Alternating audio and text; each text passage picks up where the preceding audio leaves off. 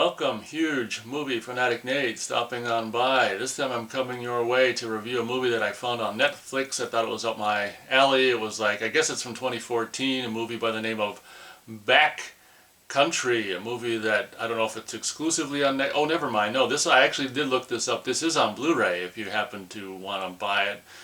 Unfortunately, just like with the last movie I reviewed by the name of whatever it was, what the hell was it? Final Summer, that I saw on Amazon Prime. This movie is definitely not something I need to own or ever see again. This is, I looked intriguing, and I didn't, I can't remember if I watched a trailer or not. I don't think so. I don't like to necessarily be spoiled or know what a movie's about. To me, you know, just the image of, like, you know, backcountry, and I think the poster, whatever image was on Netflix at the time, I think they changed the images, which is really annoying. It was just like in a canoe with, you know, paddle in the water or whatever. I'm like, okay, well, this is up my alley, you know, outdoor, you know, frickin' get lost or, you know, trouble in the woods, whatever. I don't know what the hell it's about. But by the R rating, which, you know, it said like, you know, grizzly nature violence or something, I kind of figured, okay, well, you know, they're going to run afoul of some kind of bear probably or whatever. But so this movie, unlike Final Summer, I think is technically more well done and not as annoyingly made as, in my opinion. I'm going to try not, this will be my last time, I hope, of saying Final Summer. I just reviewed Final Summer, so that's on my mind, but this isn't, you know, as infantile, in my opinion, as Final Summer. This could very well be an A movie. I don't think it is. I mean, probably not, but this could pass much better for an A movie. Like, you've got, you know, just the same, this has been done a bazillion times, a couple, you know, a guy and a girl. The guy, as a matter of fact, it seems to me like that one movie that I reviewed from Paramount, I watched on Paramount Plus, I can't remember what it was. It's very, very similar thing where the guy's dragging the girlfriend out into the woods or whatever. Had a different outcome, I think, that movie, but I can't remember what it's called. But this has been done a bazillion times. Guy drags the girlfriend out to the woods for whatever reason. She's a novice camper or whatever, and he's supposed to be not so novice or whatever. They both kind of come across like novice. You know, like the big thing he can do is start a fire without a lighter or matches. You know, that's pretty much his woodsmanshipness, which I'll admit I don't think I could do, or I've never tried to do. I stick to the lighters or matches myself, but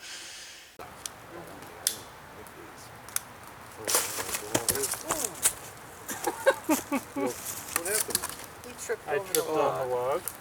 yeah, it's go out into the wilderness, and his intention, I can probably spoil this. No one's gonna watch this or whatever. His intention was to go propose at this beautiful lake spot where he used to visit as a kid or something. I don't think he's been there since he was a kid, and drags her into the woods. And the best part of the movie, in my opinion, is this run-in with this guy that's out there. Like, they set up camp and they got a campfire going, they're gonna eat or whatever, and while the guy is chopping wood, he comes back to see, you know, the girlfriend chatting up with this other guy.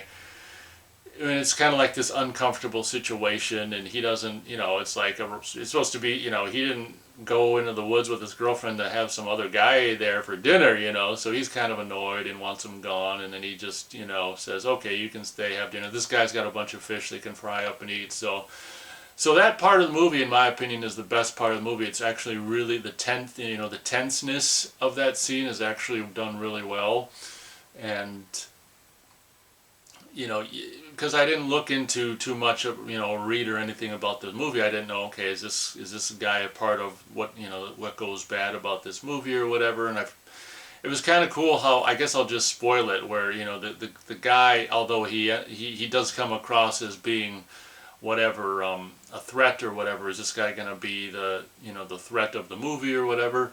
It's kind of cool how, you know, things get tense there for a minute, and then they just de-escalate and he's gone, and you don't see him again until, well, the very end of the movie or whatever. And it's really cool. I might as well just spoil it. You're not going to, you know, there's probably no one watching this, and whoever is watching it's probably not going to seek it out, but even if they do, this point doesn't really ruin that much. It's really kind of cool, the very last, you know, couple shots where the guy is actually kind of comes to the rescue. We'll just simply say this guy who was a little dodgy in the only scene he was in kind of comes to the rescue at the end, which I thought was an interesting little just twist to throw on the very end. But yeah, this movie is, like I say, I don't this might be somewhere around 90 minutes as well. It might be under 90 minutes, but you know, at the end of the day, I was like, okay, well, it's like not, it's, you know, it's 60 minutes of just whatever in the woods and that very tense scene, which, like I say, I thought was the best scene of the whole movie. And then it's just lollygagging, a lot of lollygagging. And I'm not too sure, like, things really get dire until maybe 60 minutes in or even longer. But of course, you know, it's kind of like if you get dire too soon, then you got to deal with the, you know, the survivor. I'll just simply say for, you know, on their own for the last, you know, portion of the movie, and then how are you going to do that? So you kind of want to, like, maybe not have it get dire until for as far into the movie as possible or whatever. Because gosh knows, even, I don't know when things get dire or whatever, when the couple becomes a one-ul in this movie, but, you know, until the individual who survives is on the individual's own, if you will. So, yeah, you can't really fault it for wanting to have it be a couple as long as possible, so there's, you know, some more interesting stuff to watch. But yeah, at the end of the day, like I will say we'll just say the you know, the scene of whatever, the grizzly scene, not in grizzly bear. I kind of just ruined it. The bear. We'll just say the bear death scene. Well, it's not a bear that dies. The bear attack scene is actually was kind of disturbing to watch. So kudos to the filmmakers. They did it, you know, as good as they can on their budget. And the you know, the lead up to because every time the bear came sniffing around, because before things got bad, like there's at least one or maybe two prior scenes of like the bear sniffing around outside the tent. And I will say that those instances of the movie were also like kind of nerve-wracking, like, you know. So, you know, I wasn't going to say Final Summer again, but unlike Final Summer, at least the filmmakers involved in this production can at least, you know, make a tense scene and several tense scenes and know how to construct a tense scene.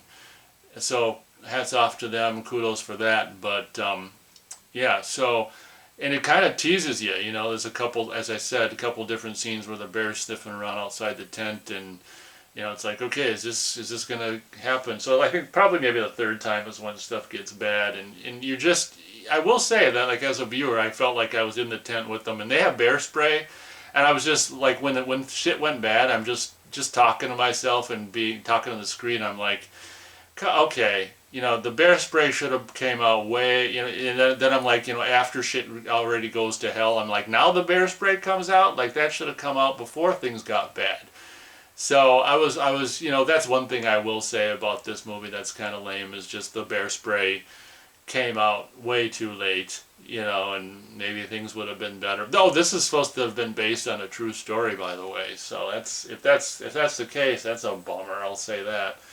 But yeah, the bear spray came out too late. If you've got bear spray, don't wait until they waited until this movie to start using it, because it's like, whatever, it's too late. But, you know, even, you know, it's been, I think it's been a couple days since I saw this, and yeah, that bear attack scene is relatively well done and does give you a second thought. I mean, I'd never be interested. I'm not a sleep in a tent guy anyway, so I don't hopefully have to worry about this, but it was well done, I'll say that. So, but unfortunately, I do feel like maybe, like, yeah, I don't know. I mean, it was okay to watch once, but in retrospect, like, there's a lot of nothing and whatever, you know, leading up to the something. And then when the something happens, I'm not really a big bear attack fan, unless I'm watching something more. See, this movie, props to the movie, you know, this movie did it seriously. I'm much more interested in like a bear attack movie like Grizzly or Claws, you know, where it's done more tongue-in-cheek, like this movie has done it to be real and put you as much in the actual, you know, in the tent as much as possible, and doing it in a realistic way, whereas like Claws and Grizzly are done in more of an exploitative, you know, monster movie Jaws-esque kind of way, where it's like a fun bear attack versus like realistic bear attack. And just the way the bear was like kind of afterwards, like just sitting there by the corpse, and you know, the lengths that the production went to kind of make the corpse, you know, look, they probably used the real guy's head and, you know, maybe buried the body, and, you know, that kind of thing, you know, like, you know, the effect that they could achieve for Bishop at the end of Aliens and stuff. So they made like the corpse, you know, the mutilated corpse of the individual just laying, and they just like kind of just showed it couple times, and it just really made it more realistic, and the bear's like sitting there by its kill, and you know, it's just, it was offsetting. And honestly, yeah, it's one of the rare occasions where a movie from 21st century actually, you know, that scene did kind of, you know, get to me, I'll admit it. So, but at the end of the day, I found, like, I mean, you know, this movie doesn't purport to be anything amazing other than what it is, but I guess I've just found, like, I guess just, you know, I think I already said this. So yeah, his whole thing was to go there and propose at that beautiful spot. And then when he gets to what he thought the beautiful spot was, it was like no lake at all. So I don't know if it's supposed to have dried up, possibly, because it's just like a more forest or something. And he's like, what the hell? And she's like, this ain't it. Well, are you lost? Like, where was the lake? I don't know. It was years ago. So I don't know if it was supposed to be dried up and it is the spot and it's just changed so much, or if he took a wrong turn or whatever. But, you know, then she says all kind of mean stuff like, you're such a loser, you can't do this or that, you know, in a fit of rage or whatever. And then after that, he's like, I brought you here. She's like, why did you even bring me here? You know, it's like, I was going to propose to you, and it's just, like, so depressing. Like, even before the bear starts attacking, like, ugh, you know, it's just a depressing movie, and it's like the depressing factors just get more extreme. Like, you know, the uncomfortable situation with that guy with the fish, and then, you know, the guy, they get lost or whatever, or lake dried up, we don't know, and fight, and this botched proposal, and then to top it all off, bear attack, one of them dies, whatever. But obviously, you know, as so often is the case, like, I'm not the biggest fan of Deliverance. I like Rituals much more than Deliverance, but arguably for me, the least important or least entertaining part of Deliverance is after things go to crap, like the last half, where it's just like, okay, get to the end of the river so we can live and survive and go home. That's like the least interesting stuff to me. And it's like the same thing with this movie. Like after, you know, once the couple has been, you know, reduced to one person, like, you know, the rest of the movie really isn't interesting. And honestly, maybe none of it was ridiculously interesting. Anyway, I'm going on and on and on. What would my star rating for this movie be? What's it called? Backcountry? Backcountry.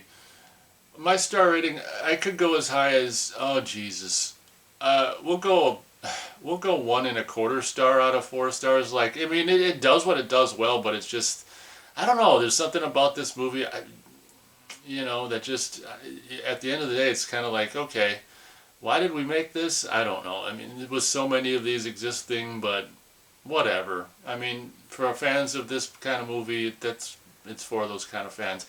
And it's funny because, you know, I should be a fan. I guess the reason why I'm so harsh on the rating is just because it's, you know, and I guess it's good in one hand. Like, it's trying, as I already said, it's doing a more realistic version of Bear Attack versus, like, you know, whatever fun kind of exploitative movie of Bear Attack. So I guess to the movie's credit, you know, the uncomfortableness that I felt as a result of the more serious approach is why I don't like this movie as much as I otherwise maybe would. So I guess that'll do it for my review. At least at the time of me reviewing this is available on Netflix. You know how they take stuff down, add stuff, take stuff down.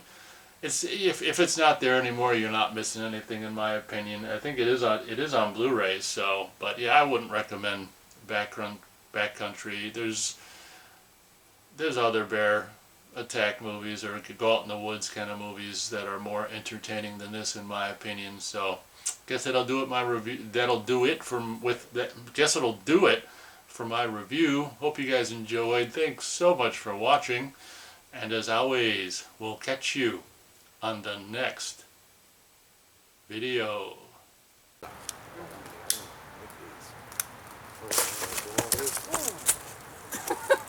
What happened? I tripped on the log.